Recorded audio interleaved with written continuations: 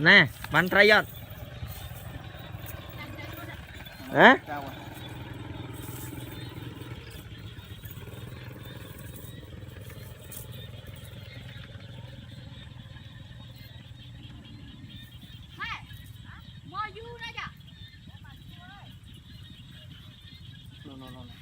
riêng chặt lên linh tức tí này à lớn tích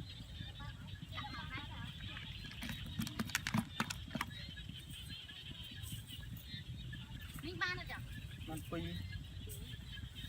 tội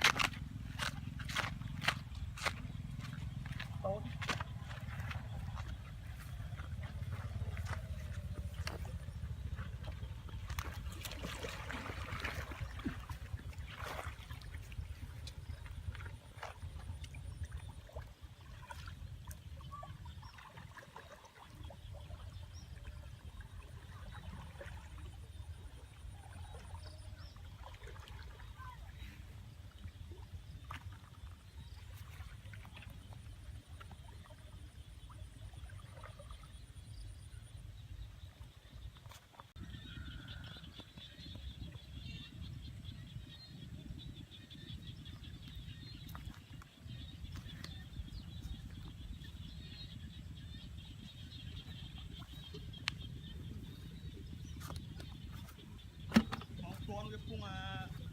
bay nó buông phá mà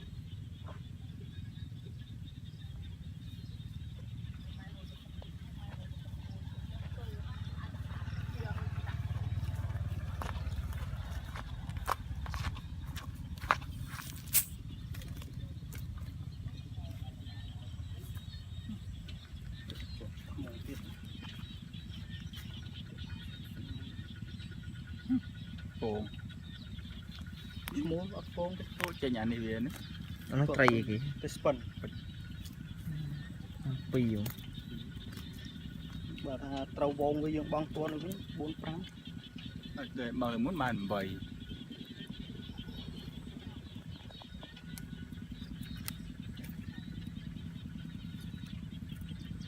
nên phải mua thiết nó rất đấy đây là bà ăn chơi phân tung chứ ngay mày bà đã xong rồi chuỗi ăn ok nó được gì ở đây cùng cọc chém đi bàn hồn ồ tiếng ngủ bẩn đấy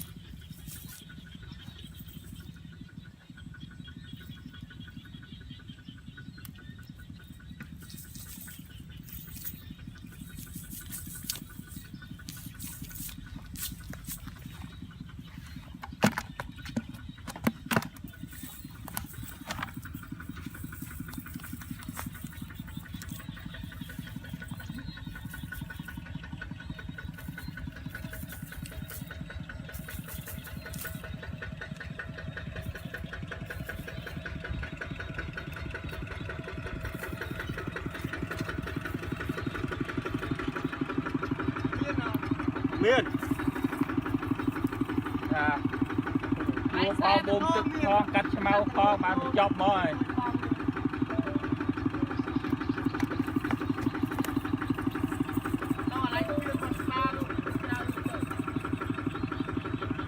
ប៉ាស្មៅច្រើនពីបងបាន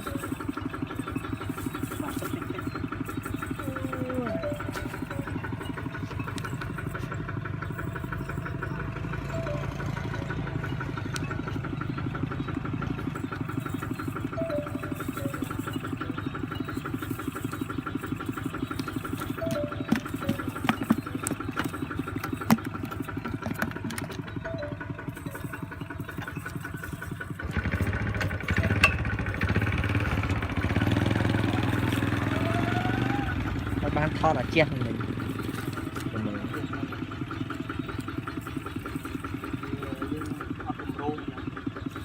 một cười như sắp nó chậm mòn đặt nó đang là bàn và thay nhưng mà sắp đấy bóng tới bị hot đó